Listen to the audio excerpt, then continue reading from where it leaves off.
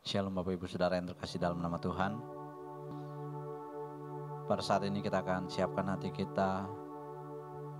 Kita mau datang di hadapan Tuhan. Kita memuji Tuhan, kita mau menyembah Tuhan. Karena Yesus sudah memberikan kasih-Nya yang sempurna atas setiap kehidupan kita. Haleluya Yesus. Terima kasih Tuhan. Kasih yang terindah, hati yang mulia, hanya ku temukan di dalam-Mu, Yesusku.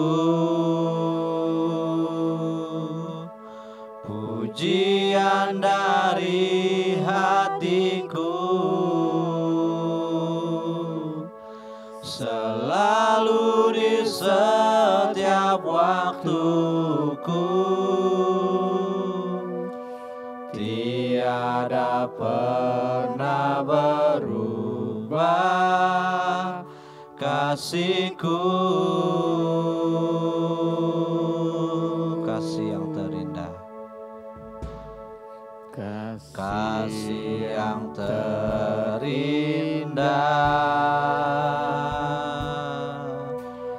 hati yang mulia,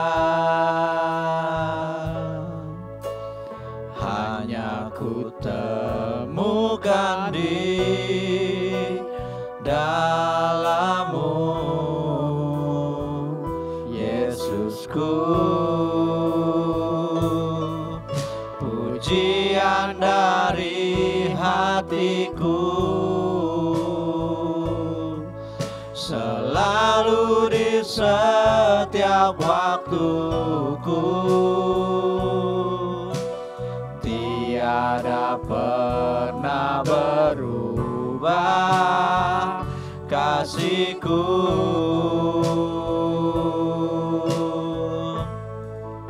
Karya terbesar dalam hidupku, pengorbanan-Mu yang selamatkanku.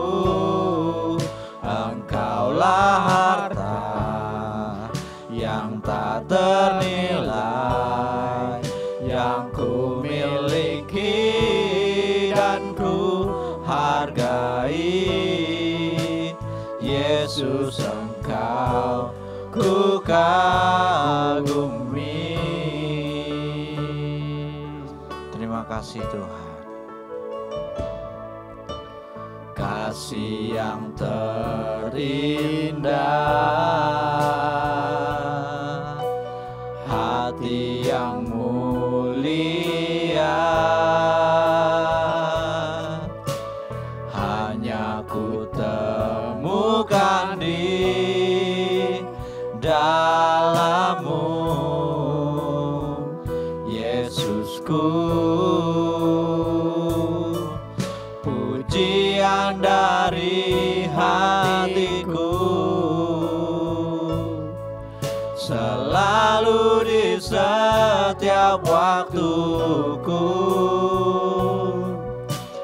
tiada pernah berubah kasih-Ku.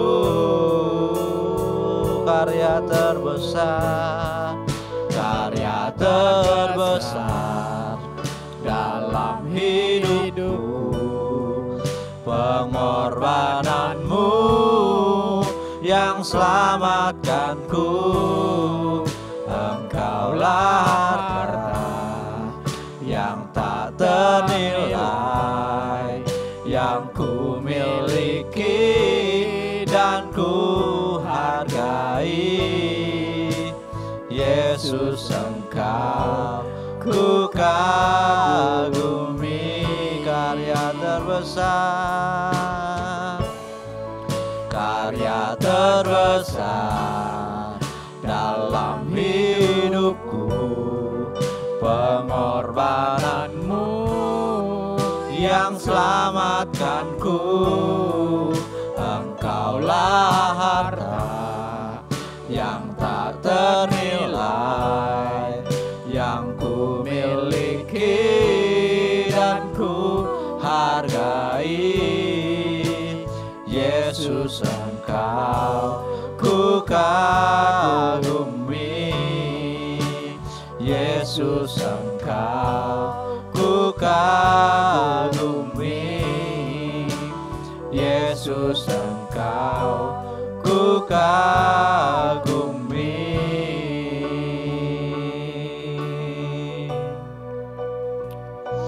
Terima kasih Yesus, terima kasih Tuhan.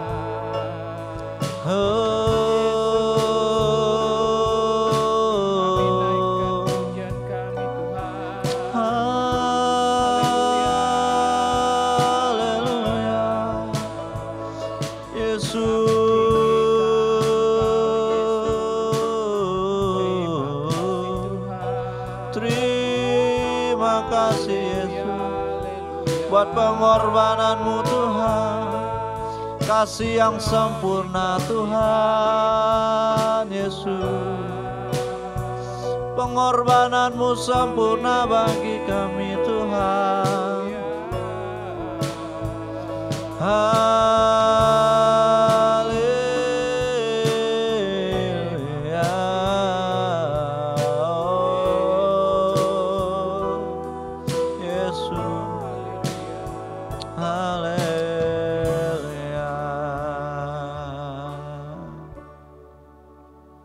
Mari kita minta pertolongan Tuhan.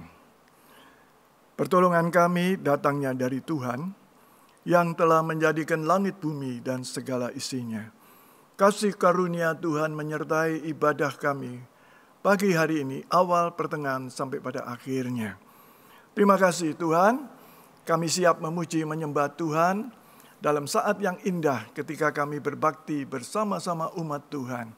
Beracaralah pada saat ini, karena kami rindu diberkati oleh Tuhan. Ampuni segala dosa kekurangan kami, sehingga persembahan kami, kebersamaan kami boleh memuliakan nama Tuhan. Di dalam nama Tuhan Yesus, kami buka ibadah pagi hari ini. Haleluya, amin. Tiba saatnya kita akan memuji, memuliakan nama Tuhan, sebab Dia telah lahir, mati, dan bangkit untuk setiap kita. Haleluya. Dia lahir untuk kami, Dia mati untuk kami, Dia bangkit bagi kami semua. Dia itu Tuhan kami, Dia itu Allah kami, Dia Raja di atas segala raja. Dia lahir untuk kami, Dia mati untuk kami, Dia bangkit bagi kami semua. Dia itu Tuhan kami, Dia itu Allah kami, Dia Raja di atas segala raja. Dia itu firman Allah. Dia itu firman Allah yang turun ke bumi, yang jadi sama dengan manusia. Dia Yesus sobat kami, Dia Yesus Allah kami, Sang penebus juru selamat dunia. Sekali lagi, Dia lahir untuk kami, Dia mati untuk kami, Dia bangkit bagi kami semua. Dia itu Tuhan kami, Dia itu Allah kami, Dia Raja di atas segala raja. Dia itu firman Allah.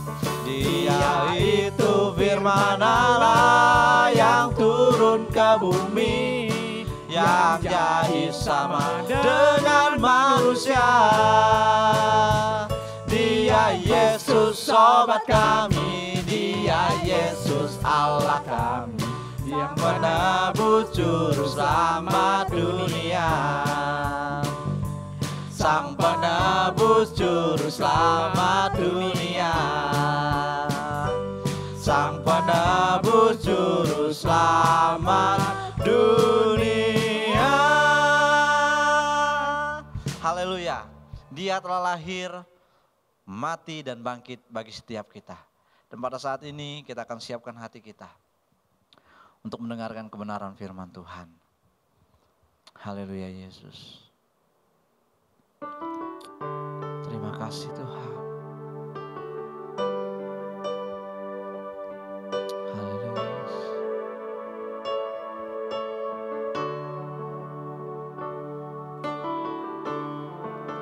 Terima kasih buat kebaikan-Mu Tuhan.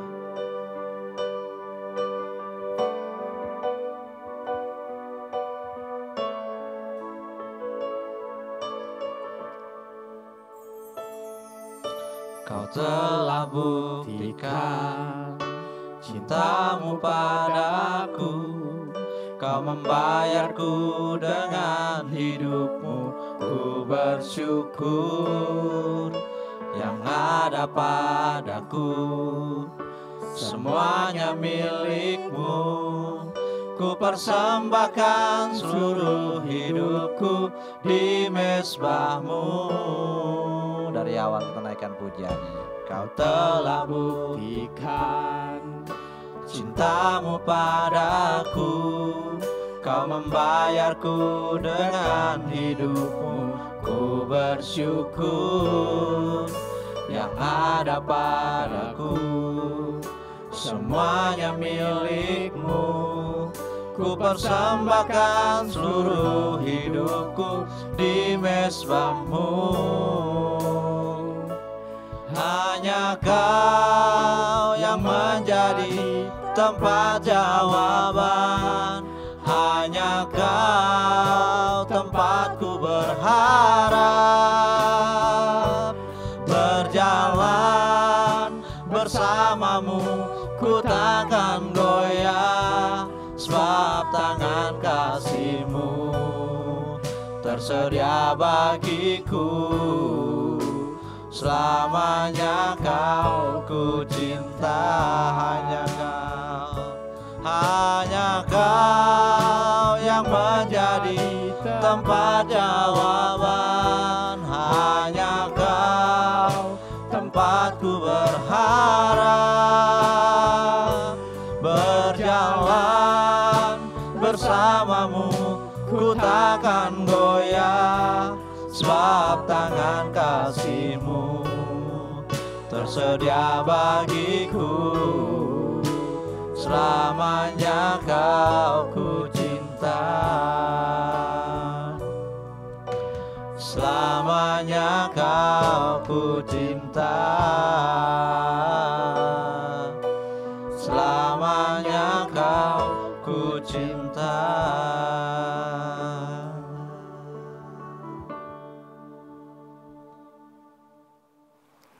Shalom, mari kita berdoa untuk mendengarkan firman Tuhan.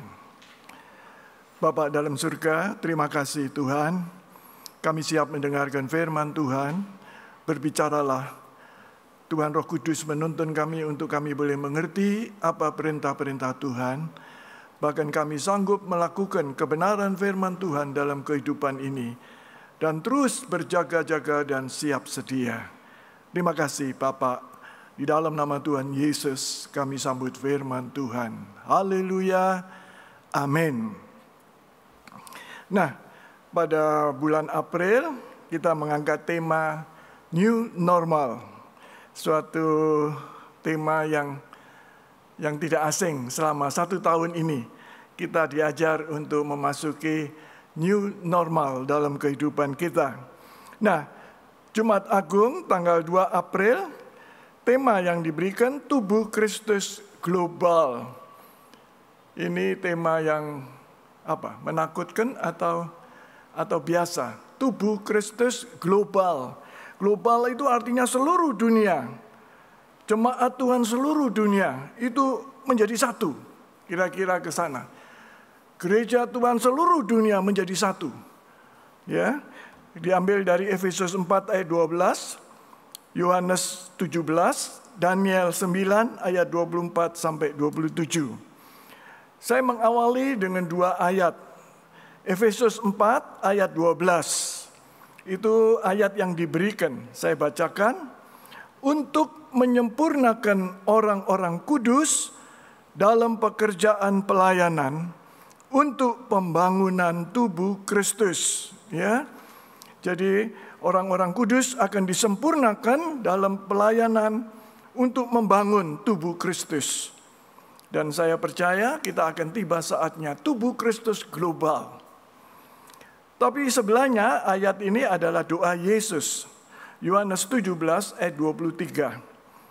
Aku di dalam mereka dan engkau di dalam aku, supaya mereka sempurna menjadi satu, agar dunia tahu bahwa engkau yang telah mengutus aku dan bahwa engkau mengasihi mereka sama seperti engkau mengasihi aku.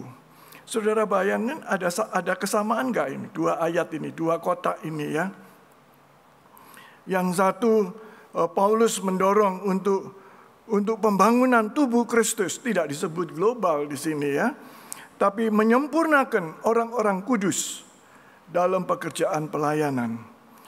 Tapi Tuhan Yesus, doa Tuhan Yesus Yohanes 17 ayat 23, supaya kita menjadi satu. Betul toh? Melengkapi ini.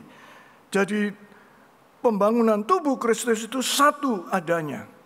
Satunya itu seperti Bapa di dalam Tuhan Yesus dan Tuhan Yesus mereka semua di dalam kita. Satu. Luar biasa.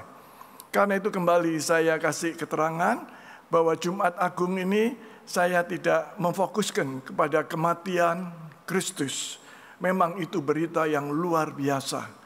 Tapi saya melihat sebelum dia mati di kayu salib, dia mempunyai kerinduan kepada Bapaknya di surga. Yang dia sampaikan di dalam doa Tuhan Yesus, Yohanes 17. Dan intisarinya Tuhan ingin supaya semua tubuh Kristus menjadi satu. Ya, itu bukan bicara di Indonesia, di Jakarta saja. Enggak, di seluruh dunia menjadi satu. Bukankah itu suatu doa yang mulia? Visi yang luar biasa. Nah, tubuh Kristus global. Tubuh Kristus kita tahu ya adalah gereja. Kita adalah tubuhnya dan dia adalah kepalanya. Tubuh Kristus adalah gereja. Sekarang kita belum melihat kesatuan kebersamaan secara global. Tapi kita akan mengalaminya sebab Kristus sudah berdoa untuk hal itu. Ayat yang di sebelah kanan tadi. Yohanes 17 ayat 23. Yang ada sekarang baru kesatuan aras nasional. Kesatuan aras ada secara resmi ya. Tapi kita belum tahu di dalamnya juga pasti ada perbedaan satu dengan yang lain. Yang ada sekarang kesatuan di dalam denominasi.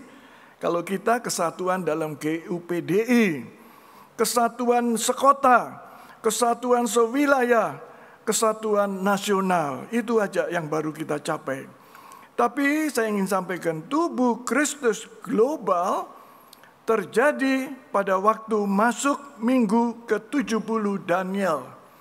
Sekali lagi saya ingin sampaikan sepanjang tahun ini kita akan biasa nanti mendengar M70D.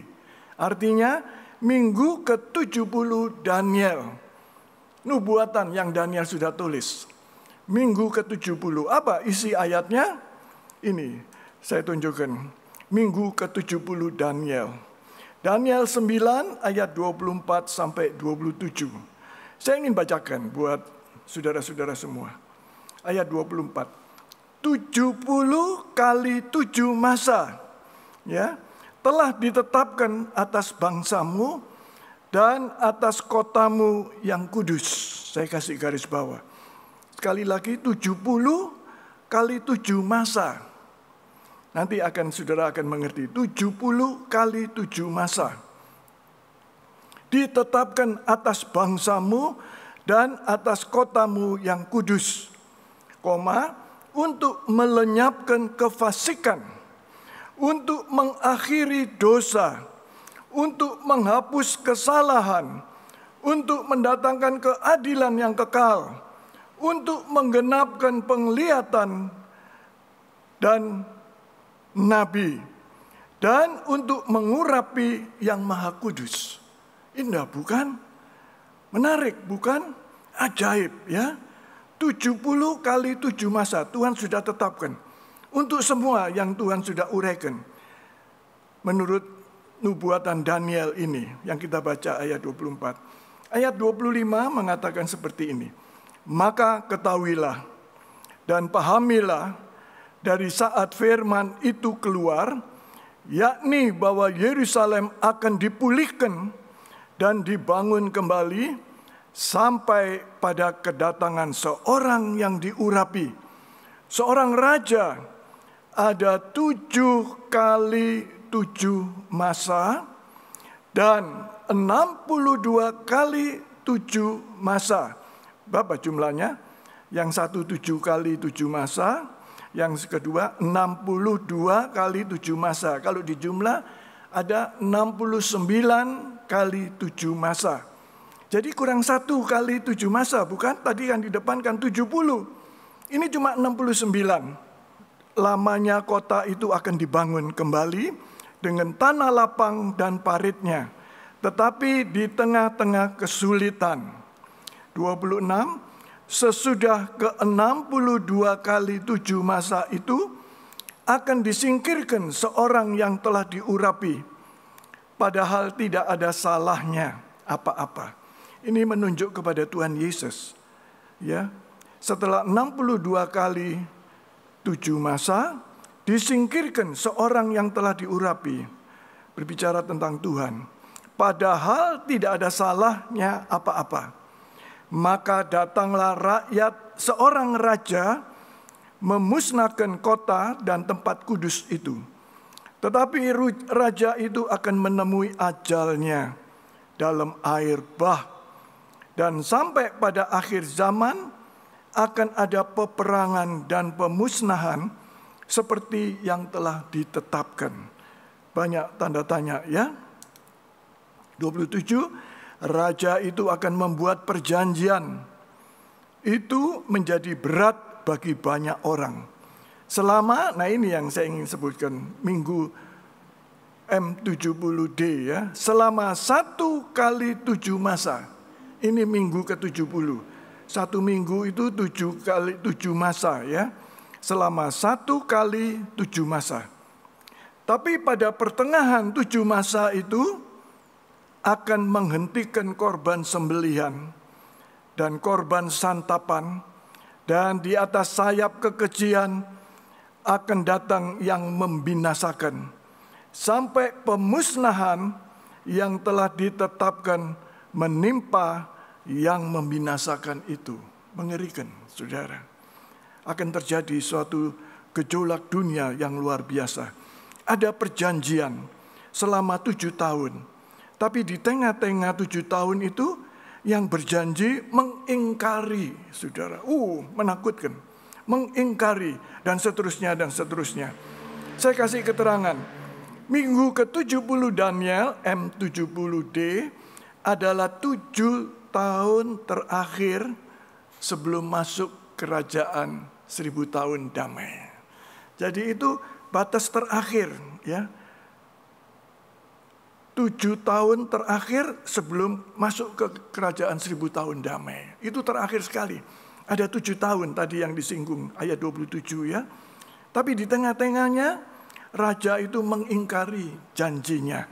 Dia menghentikan korban sembelihan, dia menghentikan korban santapan, dan di atas sayap kekejian akan datang yang membinasakan sebagai pemusnahan yang telah ditetapkan menimpa yang membinasakan itu. Akhirnya dia mati juga. Dia mati. Nah, saya kasih skema. Saudara melihat ya, ini skema yang menarik, sederhana. Mulai dari sebelah kiri ya. Saudara jangan perhatikan ayatnya dulu di bawah. Daniel 12 ayat 9 nanti. Tapi saya ingin menjelaskan dulu skema ini. Ada yang pertama 7 ya, masih bisa lihat ya sebelah kiri. Ada angka 7, saya kasih buletin. Itu dalamnya 7 kali 7 sama dengan 49 masa. Yang kedua ada 62, tadi ayat-ayat tadi ya. 62 kali 7 sama dengan sekian masa. Kemudian ada masa selang. Itu enggak diketahui berapa lamanya. Karena itu disebut oleh suatu kelompok masa selang. Sebelum ujungnya yang saya kasih panah merah itu ya, itu 1 kali 7 tahun. Itu yang tadi yang diuraikan ayat 27. Di tengah-tengahnya ada pengangkatan. Gereja Tuhan diangkat. Jadi 7 tahun dibagi 2, 3,5 tahun pertama selesai, gereja Tuhan diangkat. Ya. Dan kemudian 7 tahun, 3,5 tahun yang kedua, saya kasih keterangan Kristus datang. Itu menyelesaikan semuanya. Selesai sudah. Dari A sampai B itu 70 minggu. Saya kasih keterangan 70 minggu Daniel. Ayat yang di bawah ya, Daniel 12 ayat 4. Tetapi engkau Daniel, sembunyikan segala firman itu dan meteraikanlah kitab itu sampai pada akhir zaman. Banyak orang akan menyelidikinya dan pengetahuan akan bertambah. Kita nggak tahu ya, karena itu ditulis masa selang. Di antara 7 masa, 62 masa, kemudian ada masa selang. Sebelum akhirnya ditutup oleh 1 masa yang tadi saya sebutkan. Ada peristiwa-peristiwa yang dahsyat di situ. Di tengah-tengah ada rapture, pengangkatan. Pada akhirnya Kristus datang ke dunia ini. Nah itu gambaran skema itu. Slide berikutnya adalah saya kasih judul Ikhtisar Gereja segala zaman dari kekal sampai kekal. Sama, prinsipnya sama. Paling kiri itu adalah kekekalan. Baru saya kasih garis ke bawah Adam lahir ya. Kemudian 2000 tahun Abraham datang, Abraham lahir. Kemudian di tengah-tengah sebelum selesai satu lingkaran itu ada Musa. Musa dengan saya kasih simbol Tauratnya ya. Tauratnya itu Musa dengan Tauratnya itu datang. Kemudian 1400 setelah Taurat Musa, Kristus disalib. Tuhan Yesus disalib. Kemudian ada masa senggang yang saya kasih tulisan X. X berapa tahun nggak tahu itu. Kata tadi firman-Nya kepada Daniel, sembunyikan. Karena ada banyak orang akan menyelidiki. Nah, namun yang titik-titik merah M70D, itulah fokus saya ingin menyampaikan pada saat itu. M70D, ada apa di dalamnya? Ada rapture, dan yang terakhir ada Tuhan Yesus datang, mengakhiri semuanya. Yaitu 70 minggu, panah biru itu ya, 70 minggu. Sejak Adam sampai Kristus datang. Sebelum memasuki kerajaan 1000 tahun, itu lingkaran yang terakhir itu, 1000 tahun. Baru kekekalan sampai selama-lamanya. Nah itu gambaran sedikit. Sepanjang tahun ini kita akan singgung dan makin lama kita makin mengerti apa firman Tuhan dan apa rancangan Tuhan bagi dunia ini. Karena itu tema yang menjadi tema sepanjang tahun ini berjaga-jaga dan siap sedialah. Kita tidak tahu kapan. Tapi itu pasti datang sebab itu rancangan Allah. Sudah disampaikan melalui Daniel, melalui banyak nabi kedatangannya. Nah sekarang kita memasuki. Dalam Alkitab kita mengenal kualitas-kualitas gereja. Ada 3 macam kualitas gereja. Yang pertama disebutkan gereja jalan sempit dan gereja jalan lebar. Ayatnya Matius 7, 13-14. Nanti kita baca. Yang kedua ada gereja model gandum. Dan juga ada gereja yang model sekam. Matius 19 ayat 29-30. Nanti kita baca ayatnya. Dan yang ketiga ada gereja bait suci. Ada gereja pelataran atau halaman. Ayatnya Wahyu 11 ayat 2. Nanti kita baca. Nah sekarang kita mulai dari yang pertama. Gereja jalan sempit atau gereja jalan lebar? Di mana gereja kita? Masuk golongan jalan sempit atau jalan lebar? Saya bacakan ya, Matius 7 ayat 13 sampai 14. Masuklah melalui pintu yang sesak itu, karena lebarlah pintu dan luaslah jalan yang menuju kepada kebinasaan, dan banyak orang masuk melaluinya. Jadi tipe ini adalah gereja yang pintunya lebar, ya. Tapi hati-hati, ujung-ujungnya itu kebinasaan. Apalagi banyak orang yang masuk melalui itu. Pintunya nggak usah sesek-sesekan, pintunya lebar. Tapi ujung-ujungnya itu mati, maut. Tapi ayat 14 saudara perhatikan, karena sesaklah pintu dan sempitlah jalan yang menuju kepada kehidupan. Yang menuju kehidupan itu sempit, jalannya nggak menarik. Mungkin kalau zaman sekarang jalannya rusak-rusak dikit gitu ya. Dan sedikit orang yang mendapatinya. Kita di mana? Saudara berjalan di mana? Pilih jalan yang lebar atau jalan yang sempit? Ini sudah dikasih tahu, yang lebar itu ujungnya maut. Yang kecil itu ujung-ujungnya apa? Kehidupan, hidup selama-lamanya. Sekarang kedua, gereja gandum dan gereja lalang. Matius 19 ayat 29. Tetapi ia berkata, yang punya ladang itu berkata, jangan dicabut, sebab mungkin gandum itu ikut tercabut pada waktu kamu mencabut lalang. Jadi kalau saudara baca pesan sebelumnya, ayat 28 dan sebelumnya, yang pemilik ladang itu ada yang usul, ya, pegawainya, pekerjanya mengusul. Kok ini nanamnya gandum tapi kok tumbuh lalang? Ya gitu kira-kira. Nanamnya gandum tapi tumbuhnya lalang, ada lalang. Terus usul, pegawainya usul, ayo dicabut aja lalangnya. Terus yang punya ladang berkata, jangan dicabut. Nanti kalau kamu cabut lalangnya, gandumnya ikut tercabut. Jadi gimana? Ayat 30. Biarkanlah keduanya tumbuh bersama-sama sampai waktu menuai. Pada waktu itu, aku akan berkata kepada para penuai, kumpulkanlah dahulu lalang itu, ikatlah berbekas-berkas untuk dibakar. Kemudian kumpulkanlah gandum ke dalam lumbungku. Jadi yang lalang dibakar, ya. Yang gandum dimasukkan di lumbung Tuhan. Pertanyaannya di mana kita? Masuk kelompok lalang atau masuk kelompok gandum? Itu saya kasih judul gereja gandum atau gereja lalang, ya. Di mana kita? Tapi Tuhan sudah memberikan gambaran. Akhirnya ada dua kategori. Ada gereja model gandum, ada gereja model lalang. Kalau tadi sebelumnya ada gereja jalan sempit, ada gereja jalan lebar. Dan yang ketiga apa? Ini gambarnya serem ya. 666. Saya bacakan ayatnya, Wahyu 11 ayat 3. Tetapi kecualikan pelataran bait suci yang di sebelah luar. Ya, di luar bait suci kecualikan. Jangan engkau mengukurnya. Udah nggak usah diukur-ukur, nggak usah, biarin aja.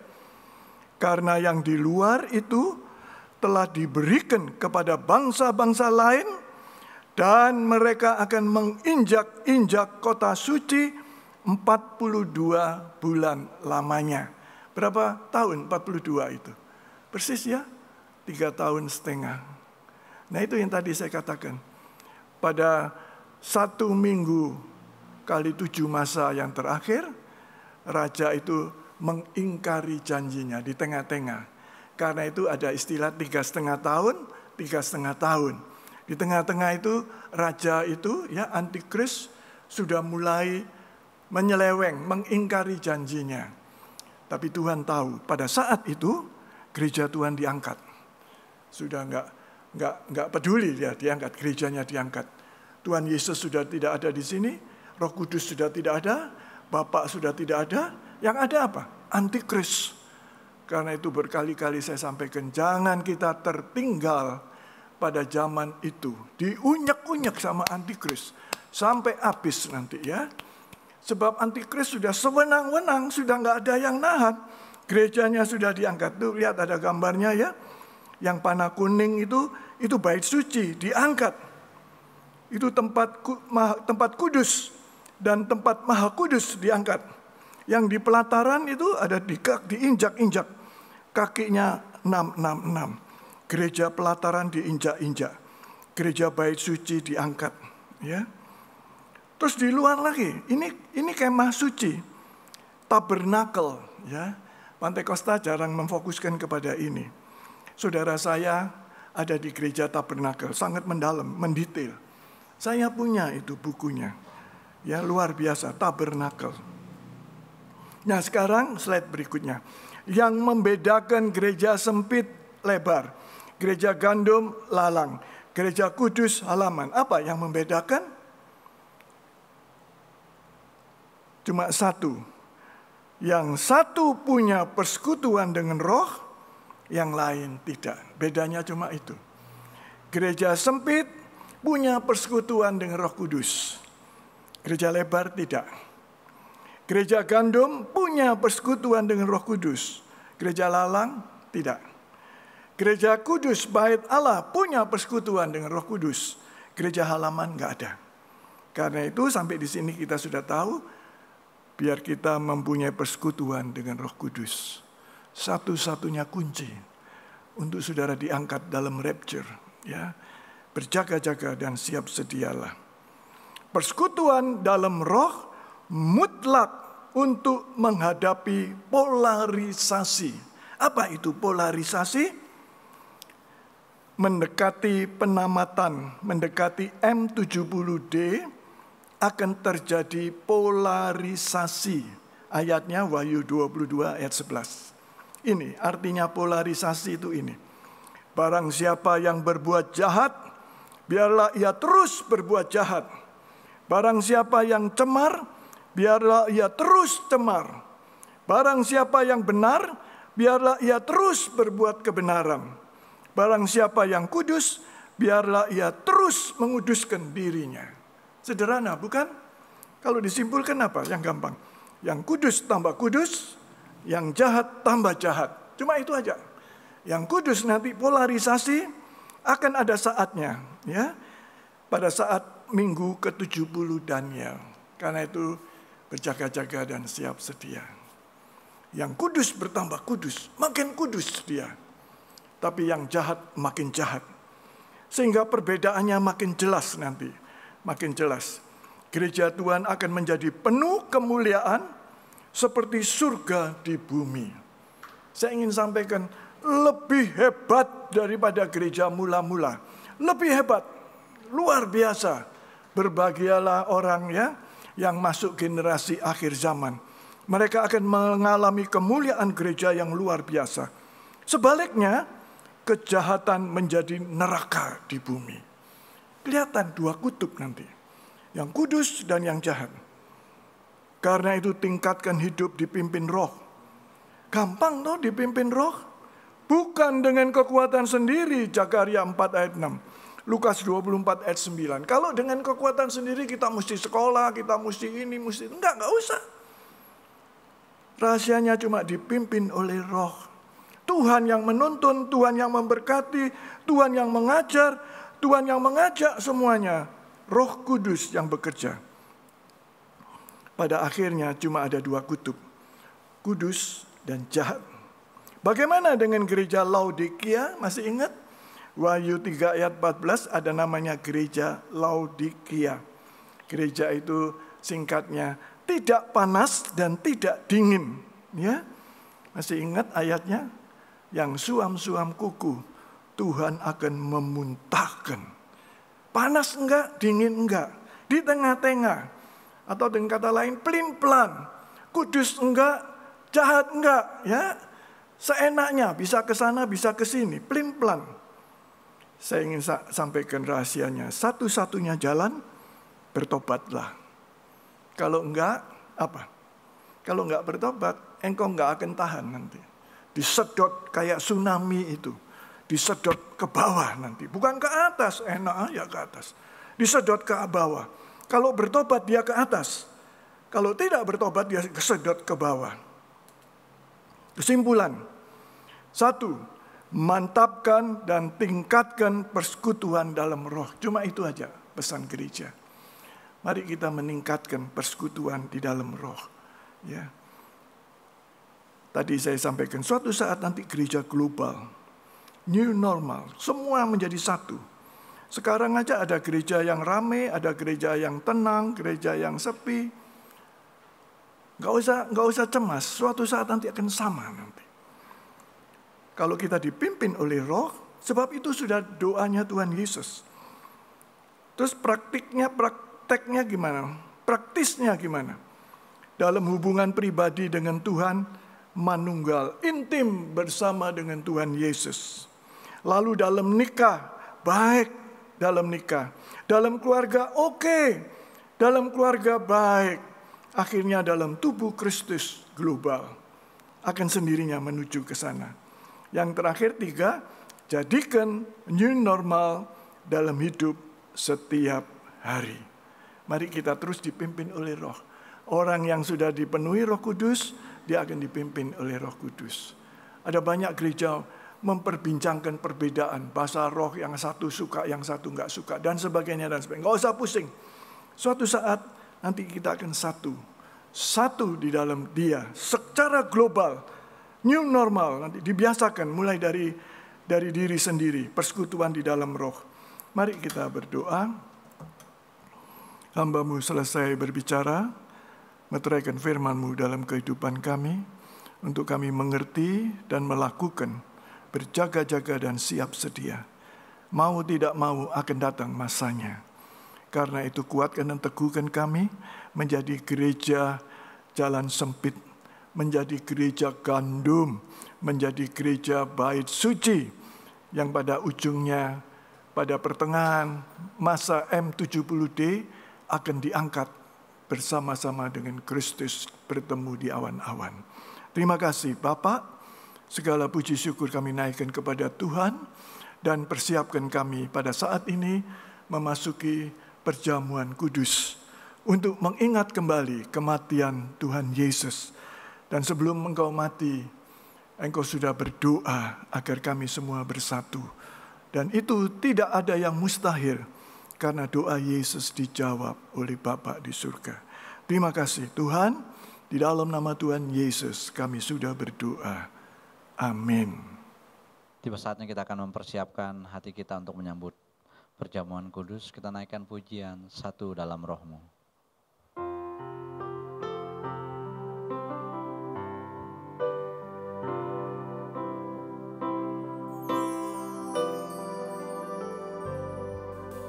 Satu dalam roh-Mu, satu dalam firman-Mu, satu dalam kasih-Mu, kasih Tuhan, tubuh dan darah-Mu yang menyatukan aku dengan Bapa di surga, Yesus Tuhan.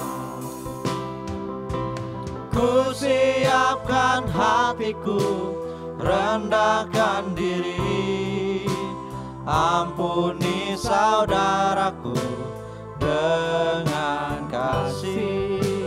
Perjamuan kudus-Mu satukan kami dengan Bapa di surga, Yesus Tuhan. Ku siapkan hatiku, rendahkan diri, ampuni saudaraku dengan kasih. Perjamuan kudus-Mu satukan kami dengan Bapa di surga, Yesus Tuhan. Dengan Bapa di surga, Yesus Tuhan. Dengan Bapa di surga, Yesus Tuhan. Mari kita bangkit untuk bersama-sama membaca pengakuan percaya, mengingatkan kembali dasar pengakuan percaya kita.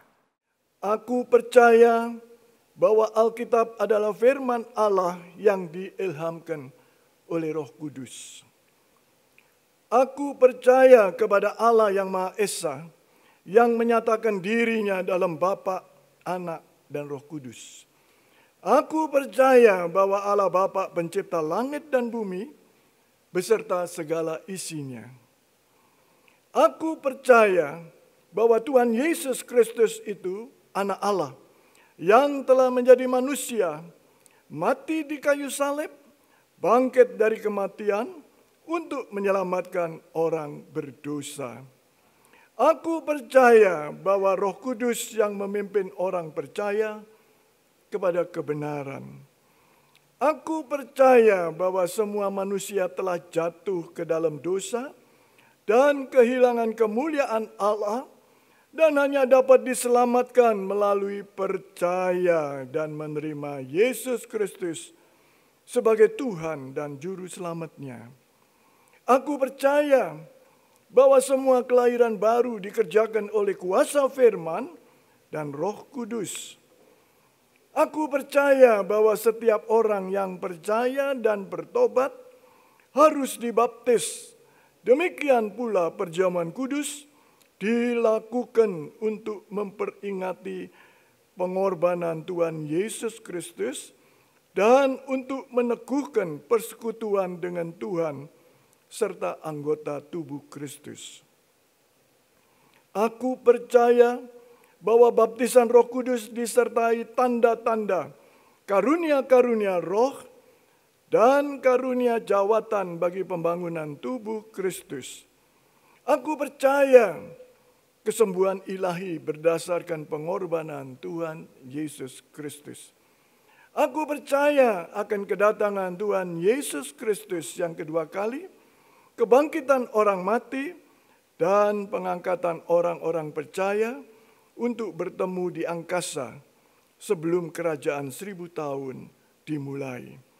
Aku percaya adanya surga sebagai tempat kehidupan kekal bagi orang percaya kepada Tuhan Yesus Kristus dan neraka sebagai tempat hukuman kekal bagi yang tidak percaya. Mari kita angkat roti ke atas, hosti ke atas. Dan setelah saya membacakan firman Tuhan, kita makan bersama-sama. Dan sesudah itu, ia mengucap syukur atasnya, ia memecah-mecahkannya dan berkata, inilah tubuhku yang diserahkan bagi kamu. Perbuatlah ini menjadi peringatan akan aku. Bukankah roti yang kita pecah-pecahkan adalah persekutuan dengan tubuh Kristus? Haleluya. Mari kita makan bersama-sama dengan percaya dalam nama Tuhan Yesus.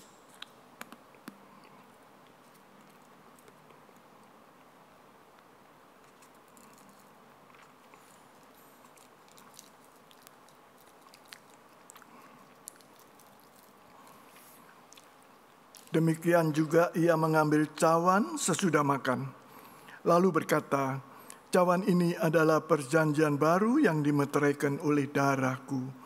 Perbuatlah ini setiap kali kamu meminumnya menjadi peringatan akan aku. Bukankah cawan pengucapan syukur yang atasnya kita ucapkan syukur adalah persekutuan dengan darah Kristus? Haleluya. Mari kita minum bersama-sama dengan percaya dalam nama Tuhan Yesus.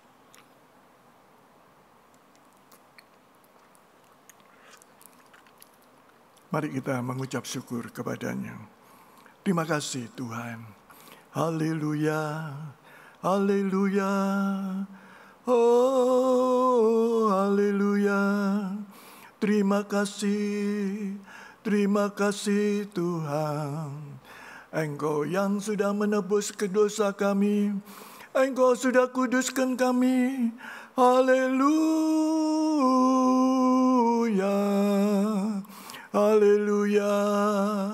Kuatkan dan teguhkan kami untuk kami terus berjaga-jaga dan siap sedia menyambut kedatangan Tuhan. Haleluya, haleluya, haleluya. Terima kasih Tuhan. Kami juga percaya yang sakit Tuhan sembuhkan, yang bimbang diteguhkan kembali, yang kehilangan visi Engkau kembalikan visinya, sehingga kami terus berkobar-kobar melayani Tuhan, bersaksi bagi kemuliaan nama Tuhan, membawa jiwa datang kepada Tuhan, sehingga nama Tuhan terus dipermuliakan dalam kehidupan ini. Terima kasih, kekuatan baru Engkau berikan kepada kami, untuk kami terus berjalan sepanjang bulan April ini berkemenangan, maju dan menang bersama-sama dengan Tuhan sampai pada akhirnya. Terima kasih Bapak. Di dalam nama Tuhan Yesus kami sudah berdoa dan mengucap syukur. Haleluya. Amin. Amin. Tiba saatnya kita akan memberikan persembahan. Namun sebelumnya mari kita berdoa untuk persembahan. Bapak Surgawi, terima kasih buat kesempatan yang indah yang Tuhan berikan bagi kami. Dan pada saat ini kami akan memberikan persembahan. Kiranya Tuhan memberkati setiap persembahan yang kami beri, sehingga boleh menjadi pekerjaan di tangan Tuhan untuk pelayanan-Mu yang ada di tempat ini.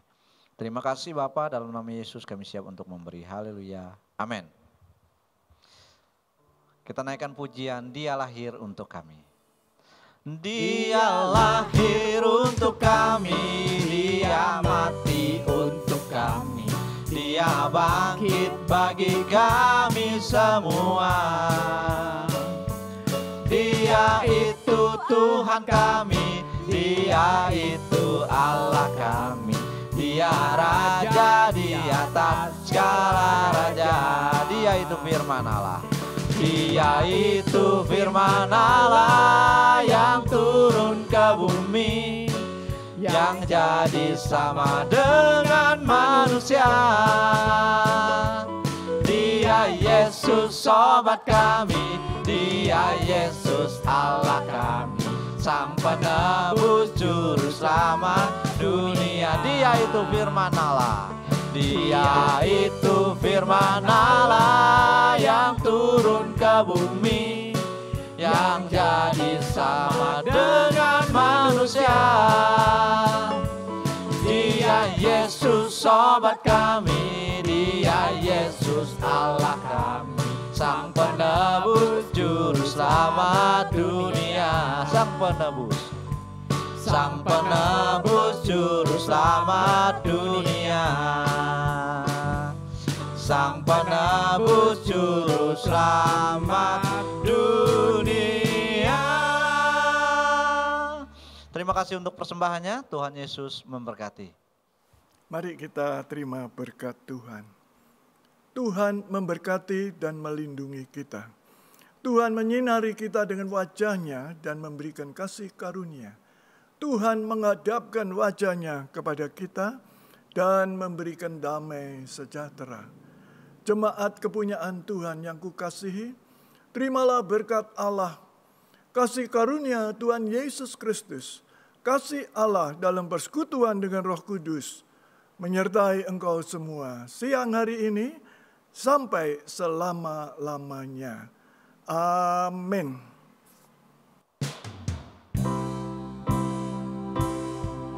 Kemuliaan Tuhan atas kita, tangan kasih-Nya menuntun kita, kebajikan, kemurahan selamanya, sampai kita bertemu lagi. Kemuliaan Tuhan atas kita, tangan kasih-Nya menuntun kita, kebajikan, kemurahan selamanya, sampai kita bertemu